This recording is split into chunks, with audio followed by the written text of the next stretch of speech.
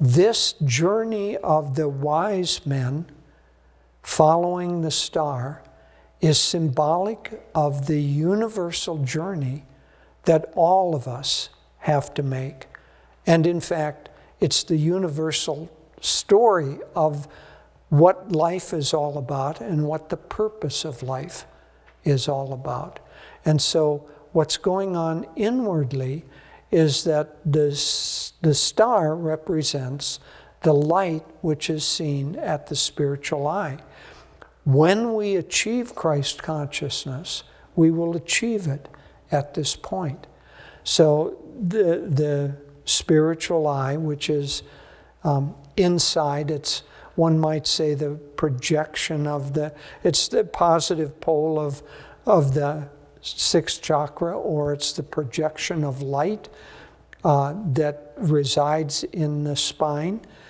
The shape of that spiritual eye is a golden halo with a deep blue field and a 5-pointed white star in the middle of it. So that's the spiritual eye, which will be seen clearly in meditation when we become calm enough. So following the star means that we're trying to get to the point where that star is. We're trying to see that star. Now, it isn't a Christian symbol, a Buddhist, a Muslim, a Jewish symbol. It's a universal reality. In Assisi, they wanted to have a beautiful representation of the spiritual eye made. And because one of the members, one of the leaders there, Naria, his family were in the glass making industry in Venice, where they make beautiful Venetian glass. And so he went to one of these really beautiful, wonderful artisans to have him make out of glass a representation of that. And when he described it, the artist said, "What is that? Tell me, what is that? I've been seeing that image since I was a young child. Tell me what that is." And so that universal outer symbol of the star, we all are going to see that. We all do see it, although maybe it's just a little muddy.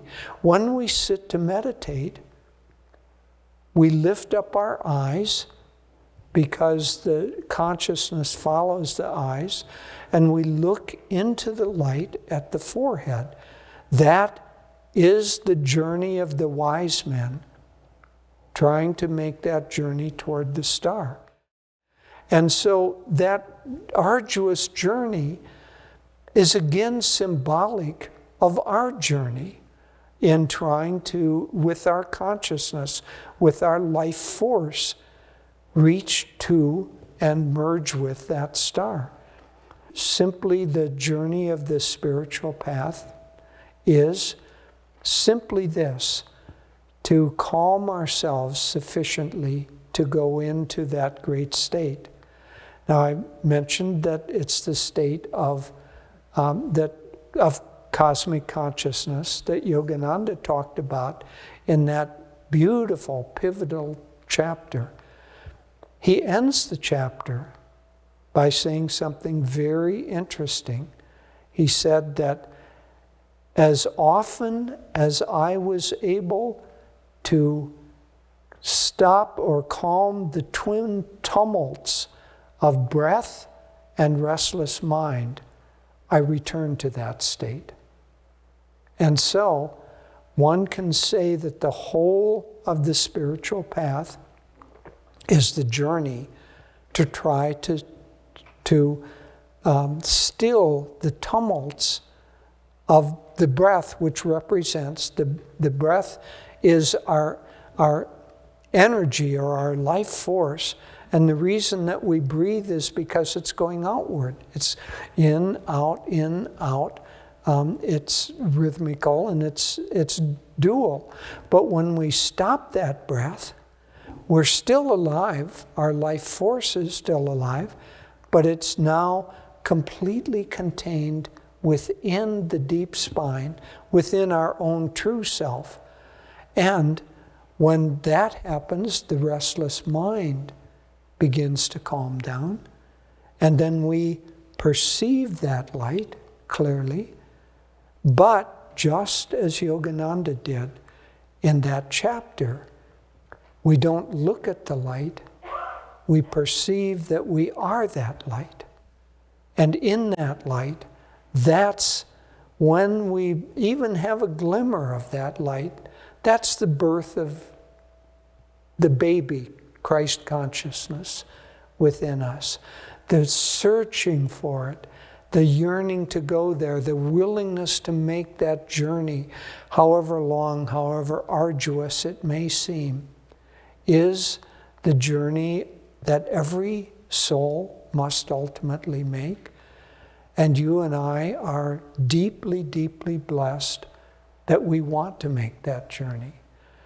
And as Yogananda said, every desire has to be fulfilled. And so the desire to make that journey, the desire to ultimately unite with the Christ consciousness, when that desire arises in our consciousness, the grand game is almost over. And you and I have that desire strongly. We wouldn't be here, we wouldn't be watching this. Ultimately, that is the story of the journey of everyone. And it's the story of Christmas, and it's the story of the Star of Bethlehem, and it's the story of the deep yearning of the heart and soul of each of us. God bless you.